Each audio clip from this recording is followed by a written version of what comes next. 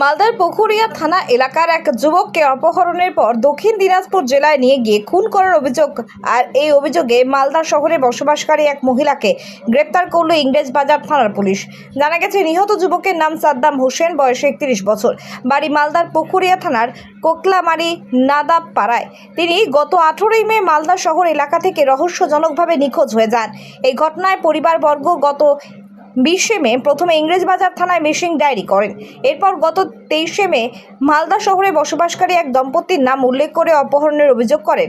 সেই মতো পুলিশ ঘটনা তদন্ত শুরু করে।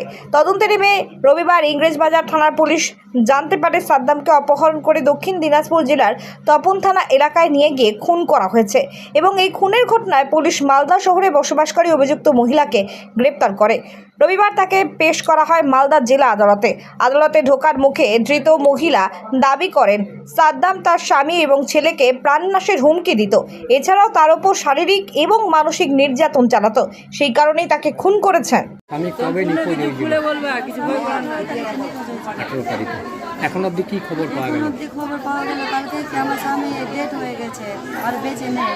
আর যে কাজটা করেছে মমিতা হাসান আর রহমান মিলে কাজ করেছে, আর সুরাপও আছে ওর সঙ্গে মিলে। ওদের তিনজন নামে কি? হ্যাঁ, তিনজনের নামে ওরা কিডন্যাপ করে আমার স্বামীকে কিডন্যাপ করার 5 দিন পর তারা ওকে মেরে ফেলেছে। ওদের নামে অভিযোগ কেন করলেন? ওদের নামে অভিযোগ জানাচ্ছি কি ওদের 3 জনকে ফাঁসি হয়, মৃত্যুর বদলে মৃত্যু দেবে। ওদের নামে অপহরণের কেসটা কেন করলেন? ওরা কি আগে হুমকি দিত আপনার স্বামীকে? আগে হুমকি দিয়েছিল, 50 লাখ টাকা রেখেছে, তুই নিজের বোরকে খুঁজে বের করবি তো করে নে, তোর এই আমি চাইলে বের হয়ে যাবে। এরকম বলছে, আমি সব জানি, আমি বলবো না, বলেছে এরকম করে, আমি ওরাই স্বীকার করেছে ওই মেরেছে। এখন যদি পুলিশ 3 জনের মধ্যে কজনকে আটক করেছে? একজনকে মমিতা করেছে, ওমানকে ছেড়ে দিয়েছে, না বাদ আছে। কেমন শাস্তির দাবি করছেন? ফাঁসি হয়েছে, ফাঁসি হয়। এটা আমার ছেলে আছে। আপনার নাম?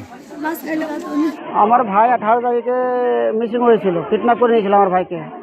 আমরা যার উপরে সন্দেহ করেছিলাম ওই পুলিশ থানায় কালকে স্বীকার করেছে কি আমি খুদে প্লাস্টার করে রেখে দিয়েছি।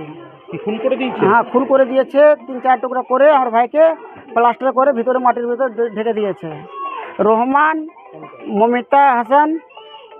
মমিতা হাসান ওর মধ্যে যুক্ত আছে সুরাপ নাদাব, ওর বড় দাদা 1 নম্বর ওই যুক্ত আছে সুরাপ নাদাব। ও সব কথা জানতো। ওকে আমি অনেক বলেছিলাম, হাতে পায়ে অনেক ধরেছি কি কাকু তুই আমার ভাইকে ফেরত করে দে, যে হয়েছে ওই মানেনি।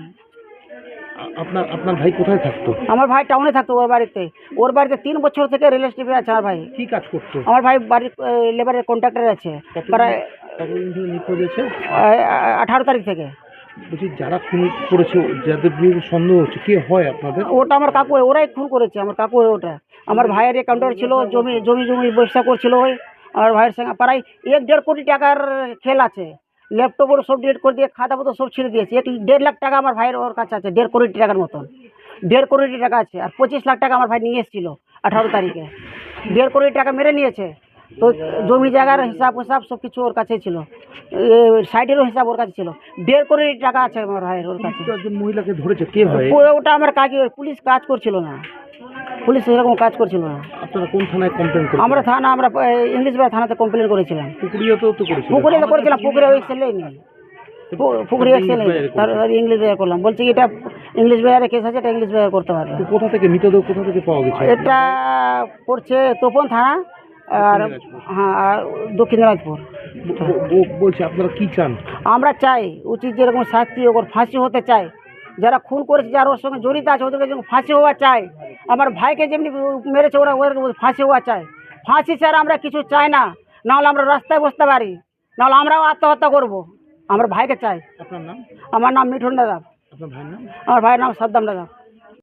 আমি তো এই 18 তারিখ যেদিন মিসিং হয়েছিল তার পরের দিন মিঠুন ওর ভাই আমার কাছে গিয়েছিল পুরো ব্যাপারটা খুলে বলে।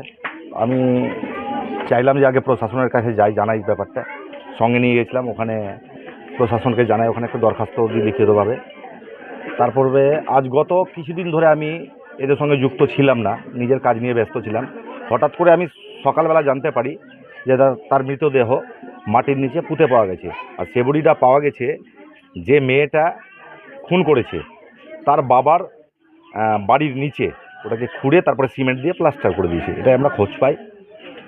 আর এদের যেটা বক্তব্য আমি কথাবার্তা বলেছি, এরা ব্যবসা বাণিজ্যতেও জড়িত ছিল, রহমানের ওয়াইফ।